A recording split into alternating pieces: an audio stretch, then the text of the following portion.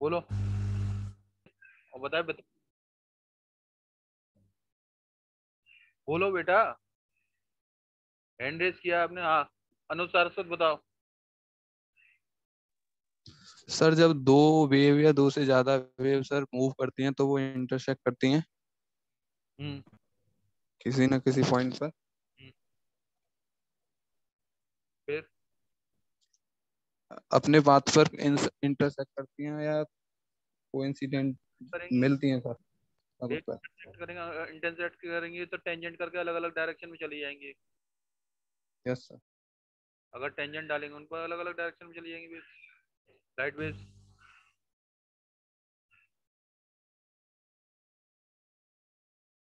रोहित तो बता। बता रहा हूँ सर।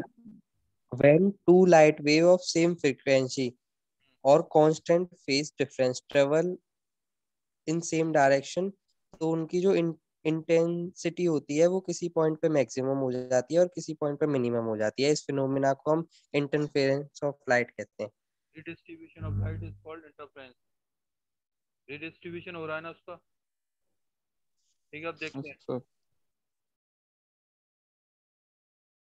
इसे बाद में देखते हैं, पहले मैं अपना कैमरा ऑन करता हूँ। पहले मैं समझाता हूँ कैमरा क्या है। कहाँ गया ये रहा। 360 लगा कर रखने पड़ते हैं कैमरे। देखो कहता क्या है इंटरफेरेंस। इंटरफेरेंस ये कहता है कि the phenomena of redistribution of energy in medium on account of superposition of light waves to coherent source is called interference of light। is called interference of light। मैंने आपको पीछे समझाया था, देखो इधर समझो। इस पेज पर समझाया था मैंने कि दो लाइट वेव्स हैं, दो लेते हैं लाइट वेव्स। लाइट वेव्स का मतलब लाइट की किरण।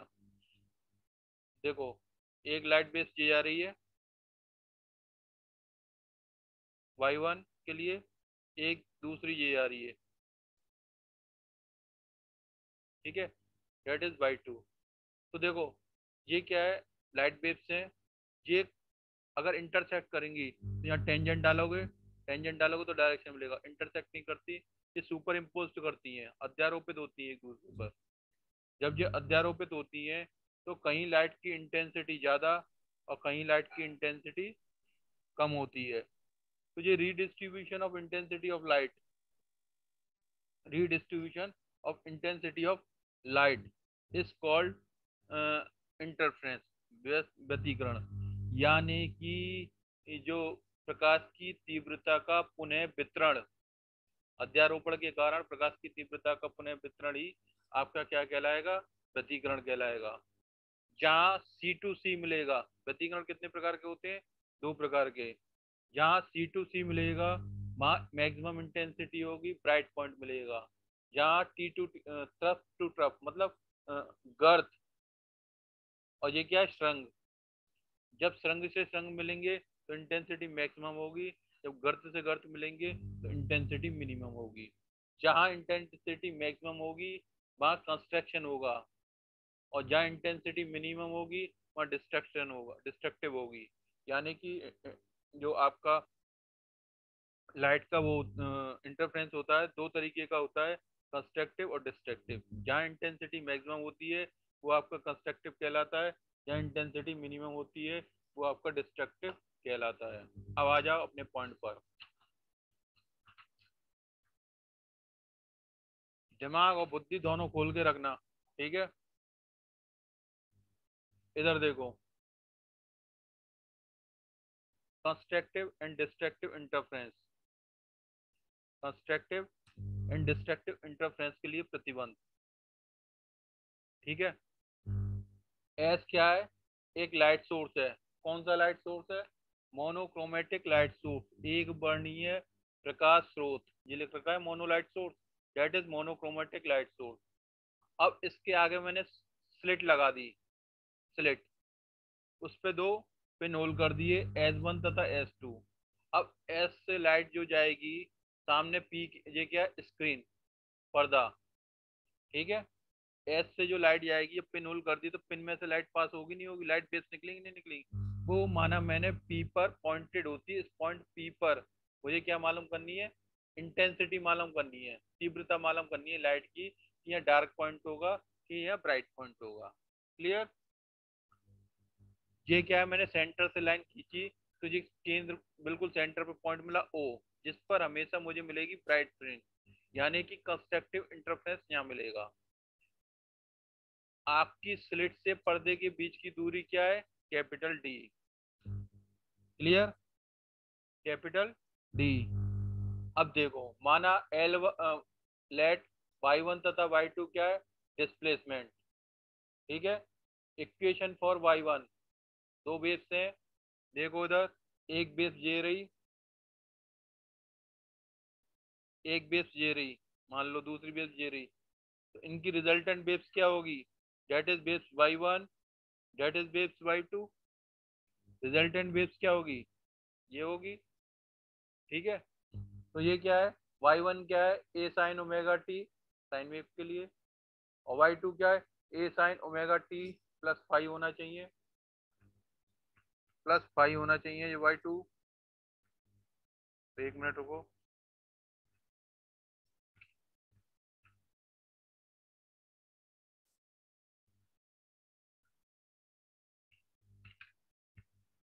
हाँ जी, पेन का है मेरा, तभी आगे सॉल्व होगा। कहाँ गया मार्कर, ये रहा, y2 is equal to a sin omega t plus phi, phi का फेज है, फाइव क्या है, कलांतर। ठीक है, अब क्या है, a1 तथा a2 क्या है, यहाँ एम्पलीट्यूड आयाम किसके, तरंग के।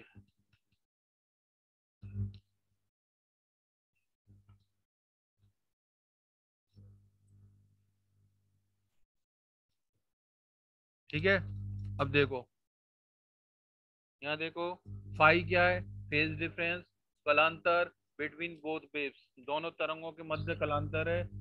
ओमेगा 2 अपॉन क्या है, फ्रीक्वेंसी ऑफ एवरी वेव, प्रत्येक तरंग की आपकी फ्रीक्वेंसी है,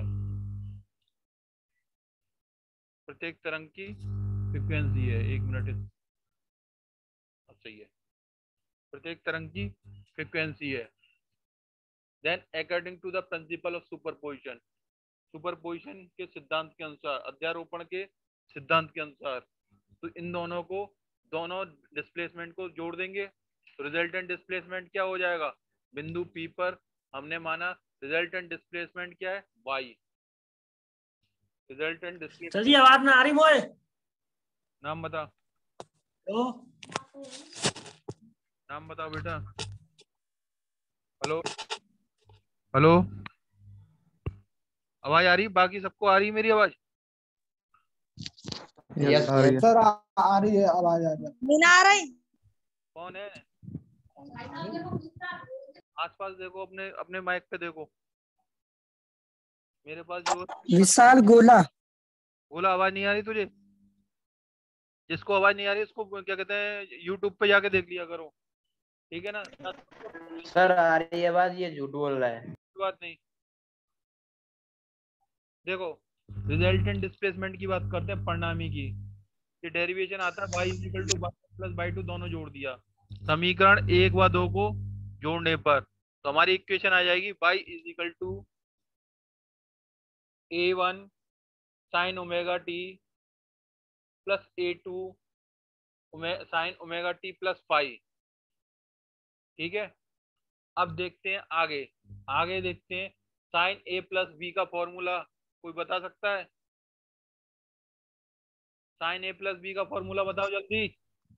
sign A cos B, cos A sine B. Sine A cos B cos A sine. ठीक है, तो a1 sine omega t, a2 sine omega T cos pi plus cos omega T sine pi, इनको solve कर लेंगे हम, तो ये equation आ जाएगी sine a1 plus a2 cos pi plus omega t a2 sine पाई।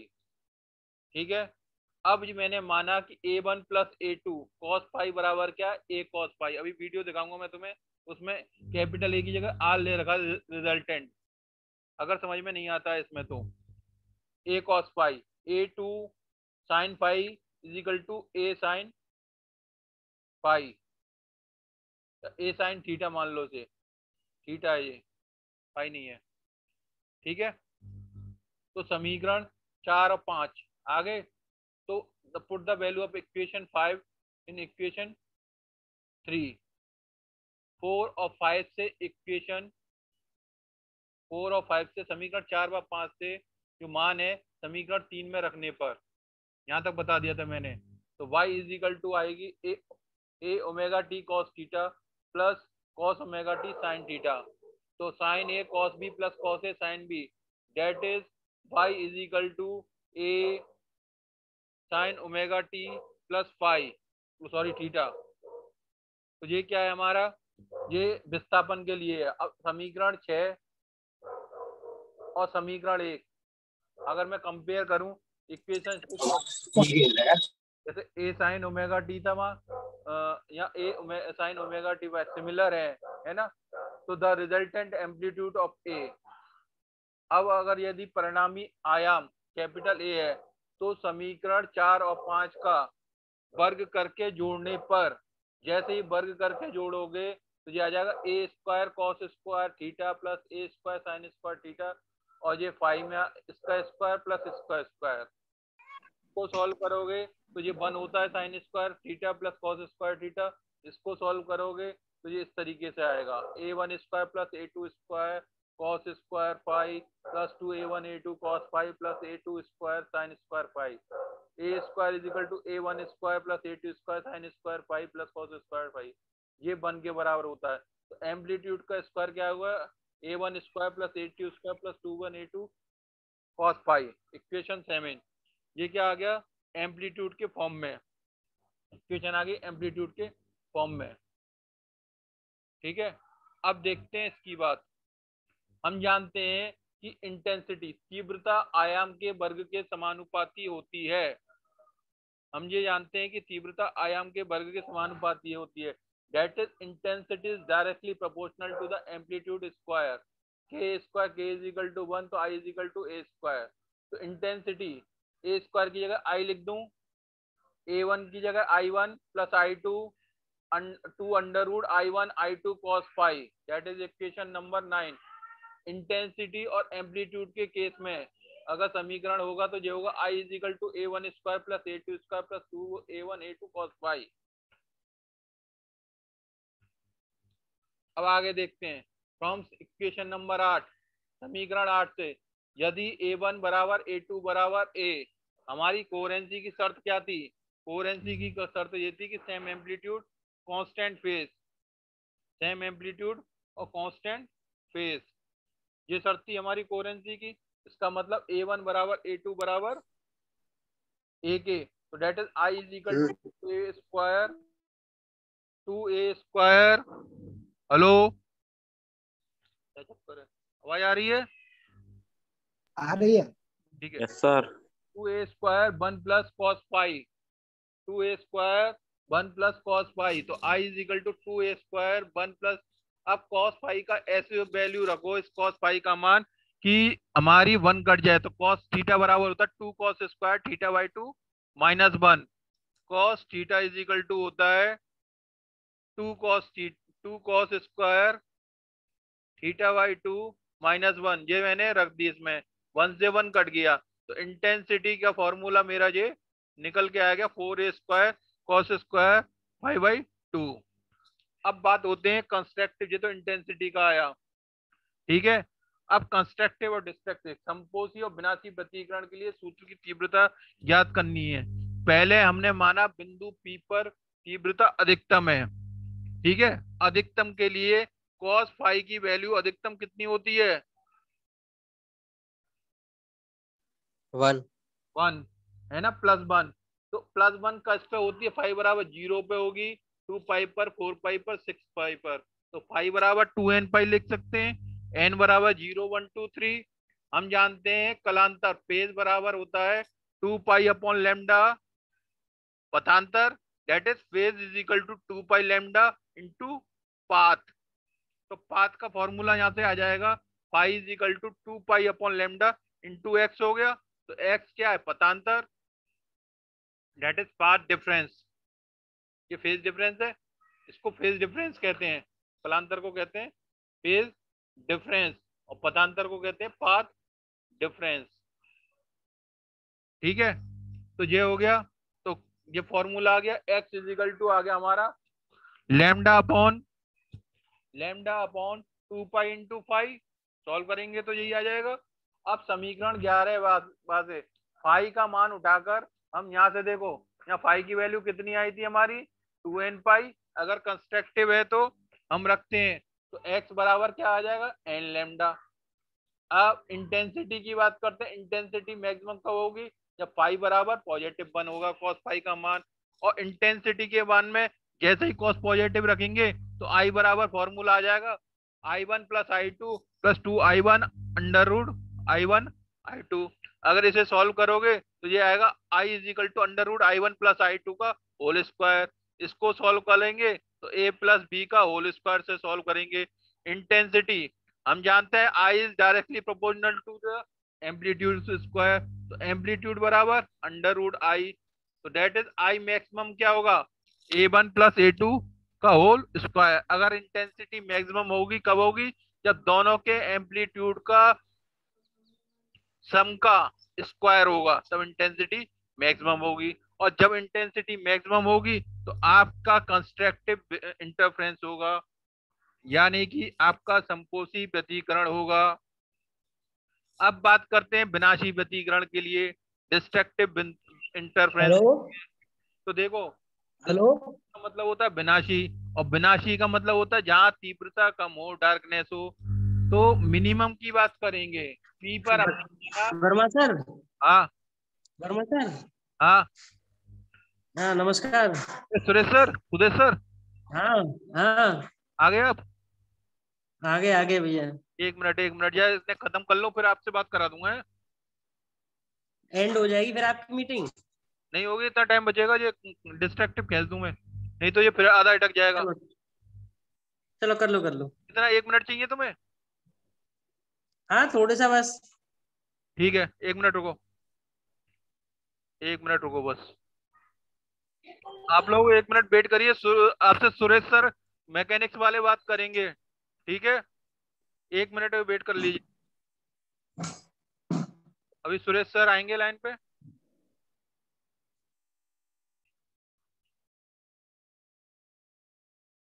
तो विनाशी व्यतिकरण के लिए बात कर रहे थे हम। विनाशी व्यतिकरण में क्या होता है, इंग्लिश में कहते हैं डिस्ट्रीब्यूटिव इंटरफेरेंस। क्लियर? तो इंटेंसिटी क्या होती है, मिनिमम होती है।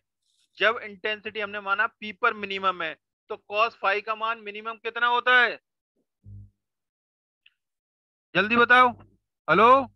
-1 सर। -1। तो फाई की वैल्यू कितनी होगी, पाई, 3 पाई, 5 पाई, 7 पाई। तो फाई बराबर क्या लिख सकता हूँ, 2n माइनस 1 पाई। n बराबर 1 2 3, n बराबर 1 2 3। देखो, अगर समझ में ना आए, दोनों तरीके हैं आपके पास, वीडियो आता है आपके पास, वीडियो सबके पास पहुंचता है, ठीक है? लाइक शेयर करना आपके ऊपर डिपेंड करता है, पर एक बार अगर खोल के उसे देख लोगे तो जो पढ़ाया है ना, तो वो समझ में आ जाएगा। अब बात करते हैं, इधर आते हैं समीकरण 12 से। वही समीकरण 12 क्या कहता है कि x is equal to lambda upon 2 pi phi, यानी कि पथांतर बराबर लैम्डा अपॉन 2 पाई कलांतर। और कलांतर मेरा कितना, फेस कितना निकल के आया था, 2n पाई 2n माइनस 1 पाई। तो x lambda upon 2 pi into 2n minus 1 पाई। पाई से पाई काट दिया, पाई से पाई काट दिया, ठीक है? n बराबर 1 2 3। फॉर इंटेंसिटी, तीव्रता के लिए I मिनिमम, इस फॉर्मूला में मिनिमम -1 रखोगे, -1 रखोगे तो a माइनस बी का होल स्क्वायर बन जाएगा। तो I मिनिमम बराबर a1 माइनस a2 का होल स्क्वायर हो जाएगा। इंटेंसिटी इससे हो जाएगी। मैक्सिमम और मिनिमम हम निकाल सकते हैं, I1 प्लस I2 का whole square, A1 plus A2 का whole square upon A1 minus A2 का होल स्क्वायर। यदि फ्रिंज की चौड़ाई W1 W2 हो तो I1 अपॉन I2 बराबर W1 अपॉन W2 बराबर A1 square upon A2 square. Imran आज भी नहीं आया, कल भी बात हुई थी। तो ये इस तरीके से हमें इंटेंसिटी, विड्थ और एम्पलीट्यूड में रिलेशन मिल जाएगा। क्लियर? अब थोड़ा सा टाइम देखते हैं कितना रह गया मेरे पास, उसी हिसाब से वीडियो देखेंगे। 5 मिनट है, 5 मिनट में पूरा वीडियो दिखाता हूँ आपको। शेयर द लाइट वेव देखो, लिया है हमने, ठीक है। और ये यहाँ आप लिख भी फॉर्मूले सकते हो लेंगे, ए एंड बी क्या है हमारे पास, are the amplitude of the. ठीक है। ये बता रहा है कौन सी चीज क्या है, ये इधर दिखा रहा है कि एम्पलीट्यूड कैसे बना है। ठीक है, आगे देखते हैं आगे क्या करा है इसने। यस सर आ गया। सेम दिखा रहा है, ये दोनों को जोड़ दिया, रिजल्टेंट डिस्प्लेसमेंट को, फॉर्मूला लिखा है इसने। देखो इसी तरीके से किया, फॉर्मूला लगाया साइन ए प्लस बी का, sign A cos B plus cos A sine B.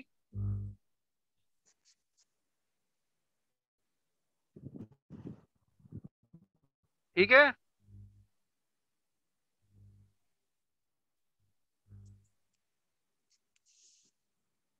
इसने माना आर, मैंने माना था ए, इसने माना आर। देखो मैंने यहाँ ए माना था, इसने माना यहाँ आर। क्लियर? देखते जाओ वीडियो को, आगे सॉल्व किया है इसने। देखो पुट द वैल्यू, ये वैल्यू उठा के समीकरण में रखी है इसने।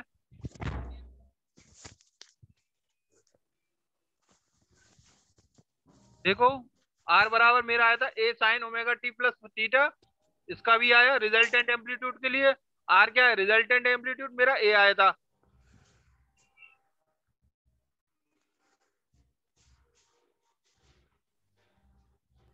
सर इस वीडियो को ग्रुप पर भेज दीजिएगा। भेज दूंगा मैं, ये पूरा वीडियो वाईफाई उस पे मिलेगा, तो मैं यूट्यूब पे देखना, क्योंकि ग्रुप के लिए ये एक लिमिट है उसमें हाँ 56 की, और ये 56 केबी से बड़े होते हैं, 56 MB से सबसे बड़े हाँ मिलेंगे वीडियो। ये प्रॉब्लम है।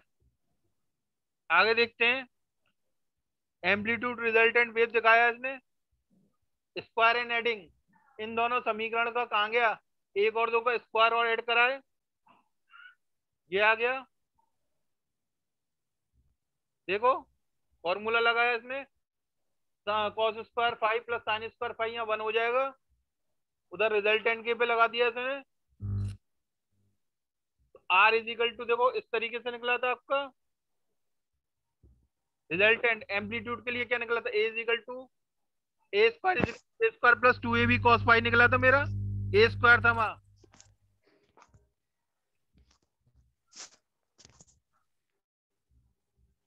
देखो इधर, ठीक है। अब आर मैक्सिमम, एम्पलीट्यूड मैक्सिमम के लिए इन्होंने दिखाया cos फाइव बराबर वैल्यू 1, भाई मैक्सिमम के लिए 1 होनी चाहिए, ये इसने दिखाया है।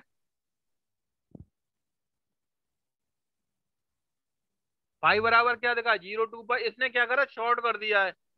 मैंने आपको डिस्क्रिप्टिव बताया, हर चीज बताई है, यहाँ क्या है इस वीडियो में शॉर्ट है। तो फाइव बराबर 2n pi, R is equal to resultant amplitude, ये होगा, या फाइव बराबर रखोगे 1, cos फाइव का मान 1 रखेंगे, तो आर बराबर आएगा a plus b, r square a plus B का होल स्क्वायर। मिनिमम एम्पलीट्यूड के लिए cos, सुनते जाओ, मिनिमम एम्पलीट्यूड के लिए cos phi is equal to -1, pi is equal to pi 3 pi, resultant आएगा मेरा 2n-1 पाई। ठीक है, ये वैल्यू उन्होंने उठा के रखी है। आर बराबर ए माइनस बी आया। अब क्या करा, ये पार्ट डिफरेंस, पार्ट डिफरेंस बराबर क्या होता है, lambda upon 2 pi phase difference, that is कलांतर। पथांतर बराबर क्या होता है, लैम्डा अपॉन 2 पाई कलांतर। अब ये क्या करेगा, पाथ पाई के लिए, मैक्सिमम के लिए 2n पाई रखेंगे यहाँ, 1 मिनट से कम का टाइम है। ठीक है,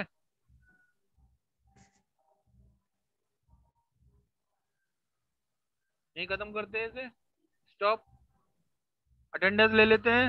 रंजीत, तरुण, कपिल, मानव, रोहित, अनुज, विशाल, शिवांग, शिवम, मानवेंद्र, योगेश, नवीन, अजीत, तन्मय, पवन, सोनू, बाकी के सब कहाँ चले गए? अनुभव लगा इसमें? ठीक यस है, सर, अनुभव लगा दिए। ये तुमको सब सर मेरी लग गई सोनू। सर मेरी लगा दी, विशाल बोले।